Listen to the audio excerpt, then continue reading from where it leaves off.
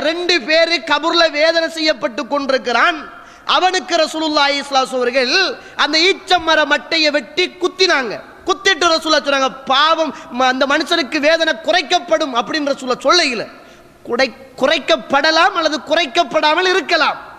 ஆனா இன்றைக்கு ஒவ்வொரு மகனும் யோசிக்கணும், ஒவ்வொரு பள்ளி நிர்வாகியும் யோசிக்கணும்.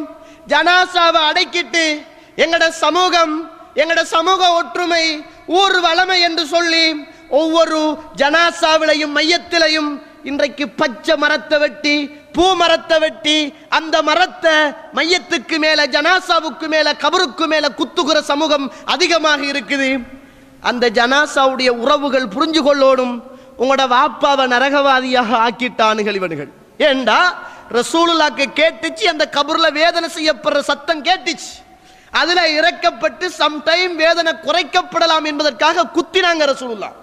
ஆனா இன்றைக்கு இருக்கிற மௌலவியும், இன்றைக்கு இருக்கிற பள்ளி நிர்வாகிகளும் ஒவ்வொரு கபறுகளிலேயும் இன்றைக்கு பூமரத்தையும் வேறு வேறு மரத்தையும் குத்தி, அதுல வேற ஒரு முட்டியில கொண்டு போய் தண்ணியையும் ஊத்தி, அதுல சில கபூர்ல அப்படியே கொடிச்சியில கட்டி, அதுதான் ஊரு வளமையா? அடே இது ஊரு வளமை இல்லடா வாப்பா. இது இந்த கபூர்ல ஒரு மனுஷன் பாவியாக இருக்கிறான் என்று ரசூலுல்லாஹி ஸல்லல்லாஹு அலைஹி காட்டின வளமை. நம்மட யோசிக்கோடு, நம்மட வாப்பா உம்மா உறவுகளை அடக்கிட்டு ஒரு மையத்துல பச்சை குத்துறாங்கண்டா நம்ம கவலைப்படணும். என்ற வாப்பாவை இந்த பள்ளி நிர்வாகம் பாவியாக்கிட்டானுங்கள், என்ற உம்மாவை இவனில் பாவியாக்கிட்டா. கலட்டுடா, உனக்கு என்ன தெரியும்? என்ற வாப்பாவுக்கு அல்லாஹ் கபூர்ல வேதனை செய்தானா இல்லையாண்டு உனக்கு என்ன தெரியும்? கலட்டு அப்படி என்று சொல்லி சண்டை பிடிக்க வேண்டிய உறவுகள் குத்துடான்னு சொல்லி சண்டை பிடிக்கிறான். குத்துடா, பச்சையை குத்துடான்னு சண்டை பிடிக்கிற பாவமாக பார்க்கப்படாத ஒரு காலத்துல நானும் நீங்களும் வாழ்ந்து